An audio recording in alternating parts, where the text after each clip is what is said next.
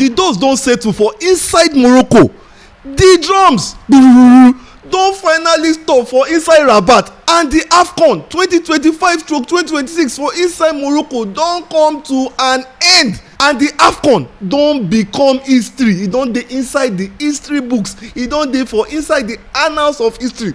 We don see goals, we don see VAR drama, we don see giants wey fall yakata like dwarfs. But now make I come peri everything wey don happen for this Nations Cup for inside Rabat and for inside Morocco. Make we go there. You wey dey watch for house, the only way wey you fit take support this channel na to click on the subscription button.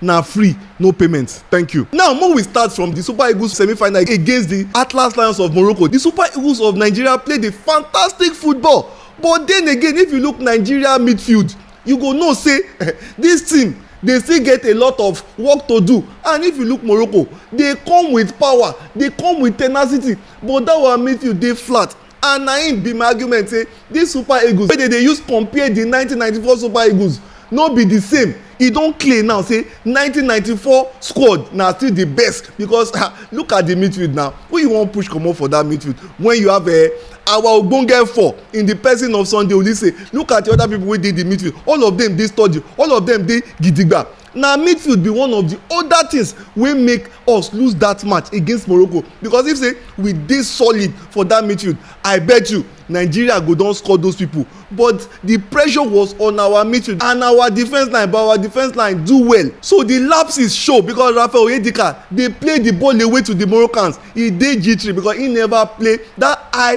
profile kind of match for the Super Eagles of Nigeria. So he just come in to play because that match dey different from the one wey we play against the Cranes of Uganda, wey be say him perform and score 2 goals. Now make we no lie to ourselves. Yes, he won't be get the flair if he pass, but African football, one thing dey always work out. And if you go check all the African teams wey don win AFCON, even the Super Eagles when they win am, go check their midfield. You must get Chico for head, you must mad, you must dey physical, you must get that tenacity.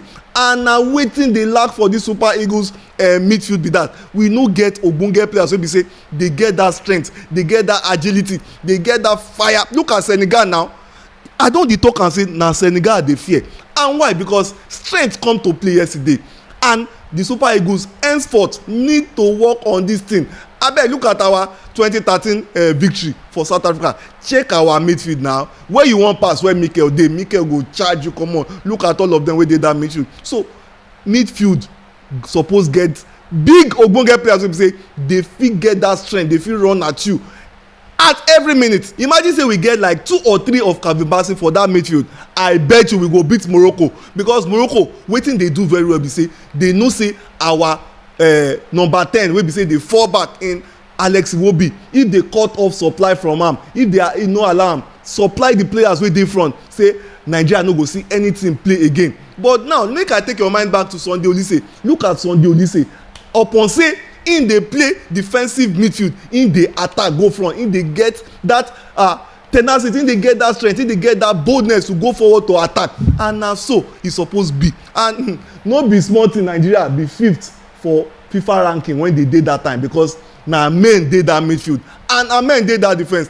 I no go lie now, we need to look for players wey be say fit do the hard work in that midfield, wey get that strength, wey get that tenacity, wey get that bullish attitude like Daniel Amokachi, wey be say dey fit charge you. Because I dey tell you for a fact, if say na this 94 set kind of players we get for that midfield, I bet you the Super Eagles of Nigeria go reach that final. Look at Senegal now. See wetin Senegal do, because they came prepared. They don see wetin happen for that semi-final against the Super Eagles of Nigeria, and they dey determined. But if say they no get were players, if say they no get players wey get strength, wey get that tenacity for that their midfield, I know many of you go talk say Geye no get body. Now no be about body, but the engine wey dey inside. Leave body, na the engine wey dey inside matter most. And if you see Geye, yes, you go know say that guy na crazy man. And another thing wey be say we go need to talk about na the performance of Stanley Nwabali, our goal poacher, our goalkeeper. Because many people no see this side about am, and if una no notice, I go break am down to you now. Now may I take our mind back to the World Cup qualifier playoff against DR Congo for that explosive penalty shootout. You go see say im catch 2 penalties and im go for most of the directions. Im get that sharp reflexes upon say im tall and huge. Nwabali keep us in that penalty shootout against the Congo DR. Na our players, especially Semi Ajayi and the other person wey lose that penalty, keep us out of that World Cup qualifier playoff for Mexico, because if as Nwabali doing work, our players to score all their goals, we go win that penalty shootout against Congo DR. Now may I take our mind back to this Nations Cup again. When we meet Morocco again for the penalty shootout, you go see say Stanley Nwabali did do im best again, but again na our players mess us up. Yes, some people fit talk say maybe na the pressure. Yes, but at this stage wey we know say penalty na anybody game, and we don know say we lost out in the World Cup playoff against Congo DR, our players sef suppose put all their ball in the net and be tactical, but e be like say the shouting and the intimidation from the fans, the Moroccan fans wey dey behind the goalkeeper, na im affect those our players wey lose their penalty. Now make we go to the 3rd place na our birthright. This na the 9th time wey the Super Eagles don enter this 3rd place match and they never lose for once. Somehow the Super Eagles of Nigeria go win that 3rd place match, and again they go to penalty shootout, and Stanley Nwabali was there again to save our blushes. Now e don show say history dey for football. Abeg anybody wey talk say history no dey for football, the person dey lie, because if you look am, no we even look at Super Eagles as a case study, we just be like the Arsenal of Nations Cup wey be say we go reach the last 4. We dey always reach the last 4. Imagine 17 semi-finals out of 20 attempts. No be near success syndrome be that. Super Eagles don dey consis ten tly inconsistent whenever e reach semi-final. E be like say one thing dey always happen for that semi-final wey be say once they reach there like this, e be like say mental block dey always dey. Somehow they go throway that chance of entering the final, and that has affected Super Eagles in winning this Nations Cup more than 3 times, because of all the medal all na Super Eagles don win medals pass for that Nations Cup. 17 the Super Eagles don win 3 gold, 5 silver and 9 bronze. Now make you look am, if to say na as we dey win 3rd place match wey be say e don dey sure, na im Super Eagles dey also win 99% of their finals. At the bet am with you say the Super Eagles na dem go be the highest winners of this AFCON, or at worst na dem go be second, because look am now, 17 medals. We don dey on the podium 17 times out of 20 times. Abeg no country dey consis ten t in this AFCON pass the Super Eagles of Nigeria. But then again, that semi-final na our problem, and something needs to be done about it, because football me I dey always tell people say football get history, and e don happen again. We know say we go enter semi-final, we dey always enter semi-final, but then wetin we dey do for that semi-final? How do we break that jinx for that semi-final? Now make we look at the final between the Teranga Lions. Now 2 lions meet for that final. One, the host team Atlas Lions of Morocco, and the Teranga Lions of Senegal. Now I dey sure say Senegal don watch Nigeria match very well against the Atlas Lions of Morocco for that semi-final, and they don see the thing wey dey do the Super Eagles of Nigeria, especially Nwabali wey be say they dey steal him towel, so they already get person wey be say go dey with Mendy towel. Now one na the Teranga Lions of Senegal goalkeeper, and you go see say him hold that towel wey be say the Moroccan officials dey chase am wey dey wan collect that towel from am. This na very very bad things. Now imagine in a football tournament like this wey be say the whole world dey watch, no be only Africa dey watch o, but boy, even a disgraceful one na the officials of Morocco wey go dey pick towel of goalkeeper wey be say they dey chase them. They even players sef dey pick Mendy towel, dey throw am to the fans. Even Hakimi wey be say na their star boy, na him go dey pick towel dey throw am for fans.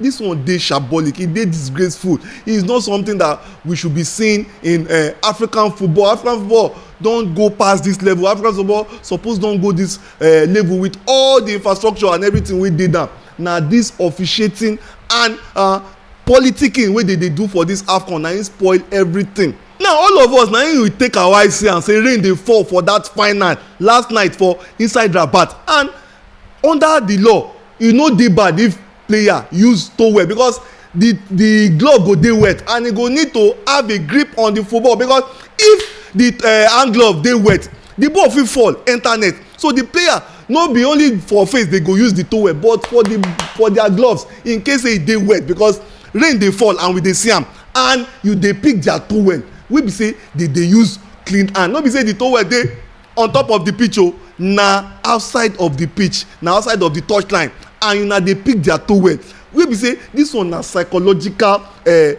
torture wey dey wan give. They dey play politics and they dey play mental disorder for the players, and Senegal players came prepared, even the fans come prepared. May I tell you the truth, from the onset I go tell you 4 scenarios leading up to this final wey be say e dey sure say this AFCON was made for Morocco to host and win. Now for the round of 16 match against Tanzania wey Agüed push the Tanzanian player comot, no red card, no penalty for inside box 18. Now make we move to the quarter-final match against the indomitable Lions of Cameroon wey be say for the 68 minutes wey dey dicey, the defender again brought down Brahim inside the box 18. VAR went to sleep, no card, nothing. The match went on. Now when we talk about the Super Eagles of Nigeria wey be say in over 120 minutes not a single card and there were over 20 fouls. They pull Calvin Bassey, he give Calvin Bassey yellow card. Player use vex for that same match against the Super Eagles of Nigeria, carry ball clear am after referee don blow. My fans, no be yellow card that supposed to be, there was no penalty. Now when we look at this final again, they bring that tactic come but Senegal, Pape Thiaw, the Senegalese coach, don dey ready. No be only him, even am dey ready, even the Senegalese fans and the players don dey ready. Now after the Senegalese players vex enter the dressing room after they give Morocco that penalty wey be say they themselves dey score goal, Senegal, and the referee blow whistle say no be goal wey everybody see say na goal. Na the Senegalese players vex go inside the dressing room after due consultation wey be say they don dey throway pass underground say hey, sanctions go dey from CAF. Na him the Senegalese players come out come take that match.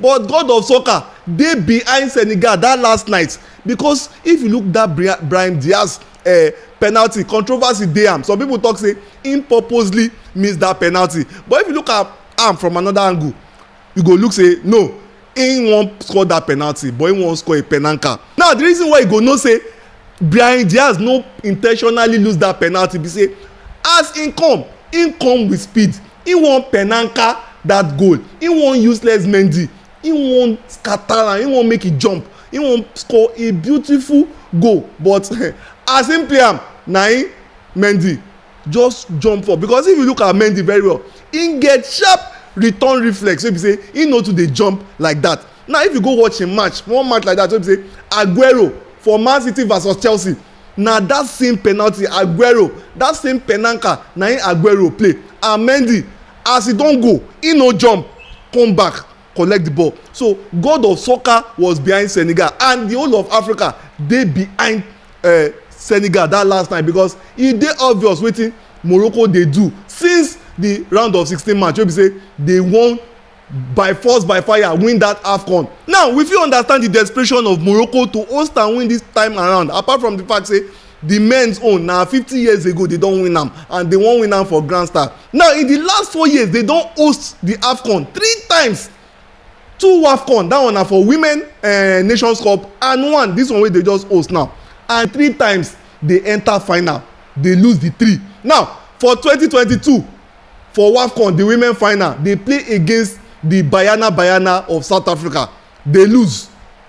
The last one wey they host against the Falcons wey be say they dey lead 2-0 wey they play last year, wey they dey lead 2-0 for first half, the Super Falcons come back for second half and knack them 3 goals. Na in the Super Falcons take Kolobi that trophy from them, and now this time around again they don host, and the 3rd time in 4 years, and again they don jogodo. So I understand their pain, they wan win am by all means, but e no work. Now when the Falcons sef dey play against them last year, the 2024 edition wey dey play last year, they use laser, they put laser on our players face, but god of soccer dey for Super Falcons that last year and dey win am again. So god of soccer don see say Morocco no be your time yet, no be by wuruwuru. The time wey you go win am, you go win am. Now the interesting thing about that last night loss for the Atlas Lions of Morocco be say the whole world dey behind Senegal last night. The whole of West Africa dey behind Senegal, and even their own rivals wey be say they dey the same region, the North African neighbours Algeria, were celebrating their loss because they know say they no wan make they win am, they no wan make they meet them. And na so e be yesterday. The whole of Africa, especially Nigerians, and you trust Nigerians now, dey gallant, dey celebrate am pass Senegal sef wey win am. So na so e be. A good one for West Africa, and now back to back West Africa don win this AFCON, and it's a good one. Now here na my final verdict on the AFCON and CAF generally, the good, the bad and the ugly. Wait, calm down, make I totori everything, make I break everything down. Now before we go there, may I give you where AFCON dey among the top world football tournaments in the world, and wey be say AFCON dey get over 2.2 billion viewerships all over the world. Number one na the FIFA World Cup, the global king. 5 billion people plus na im dey watch am. 5 billion plus people na im dey watch the World Cup all over the world. In 2022, that one na the last World Cup wey dey host. 5 billion people engage with the World Cup across all platforms. The final alone, Argentina versus France, drew 1.5 billion live viewers all over the world. 1.5 billion na im watch that final between Argentina and France. This na the only event wey dey effectively pulse the entire planet. No other sports trophy come close to this reach for the world in terms of viewership. No other tournament reach the viewership wey FIFA World Cup dey pull. Number two na the UEFA European Championship, the one wey we know as the Euros. 5 billion plus, that one na the cumulative reach. Euro 2024 was a massive success, matching the World Cup's total cumulative reach due to its every broadcast presence in every corner of the globe. The final, that one na Spain versus England, reach over 300 million live viewers globally. High commercial value makes it the most profitable continental cup per viewer. Now number three na the AFCON, the African Cup of Nations, wey just finish for Morocco. 2.2 billion plus cumulative reach, wey be say people wey dey watch am, view am from all over the world. AFCON has seen the most explosive growth of any tournament. Na im don see growth pass. It jumped from 1.1 billion in 2021 to 2 billion in 2023 to 2024, and the 2025 edition in Morocco wey dey just finish has shattered those records. Big games like Nigeria versus Ivory Coast or Nigeria versus Morocco now regularly pull in over 100 million live viewers. So any match for AFCON wey Super Eagles dey play, na im dey pull the highest number of viewership all over the world and in the continent. AFCON is now the third most watched national team tournament in the world after the World Cup and the Euros, officially surpassing the Copa America and the Asian Cup in global reach. Number four na the AFC, that one na the Asian Cup. The Asian Cup get over 1.1 billion plus cumulative reach, driven by massive populations in China, India, Indonesia and South Korea.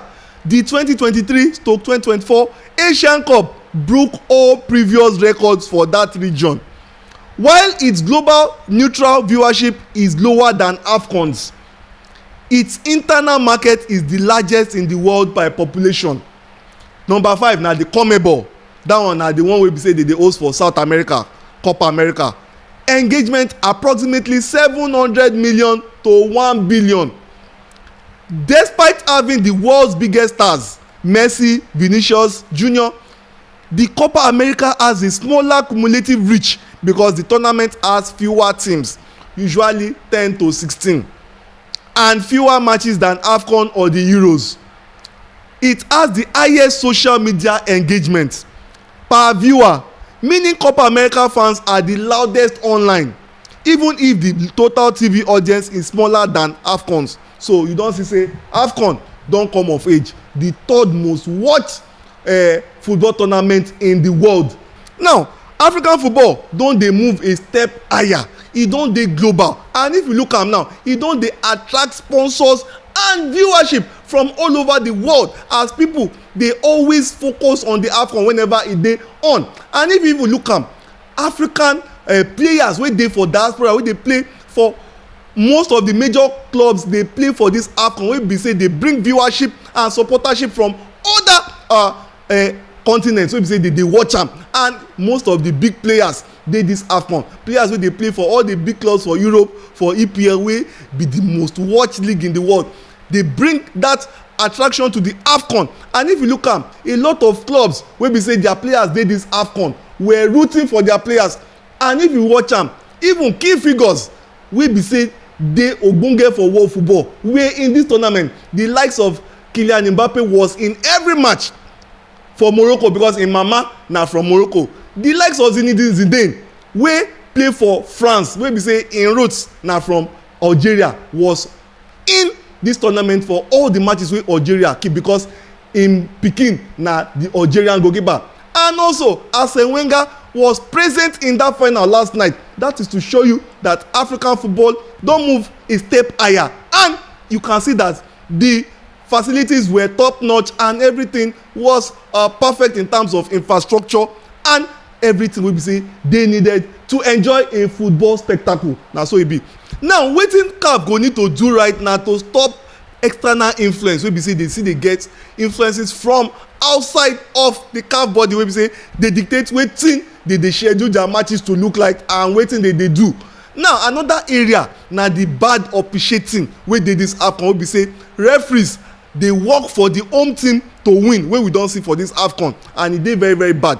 Things need to improve in CAF, make teams no dey fear say when they are coming for a tournament, they fear say the home team, the host team, because they be big team for Africa, na then they go wan make the host and win am. It was shameful wetin we see that last night, wey be say everywhere scatter, the field scatter, the Senegalese players vex comot for field. Abeg, these things no suppose dey happen. The whole world dey watch, no be only we Africans dey watch am. This thing needs to be worked upon, make every team know say they get a fair chance of winning the AFCON anytime wey dey come. No be say they go dey fear say na the home team go win am. So na so e be. Abeg, make una put your comment on everything wey we don put down for this video, and tell us wetin you think. This na the sports verdict. Beyond the stats, beyond the story, the verdict.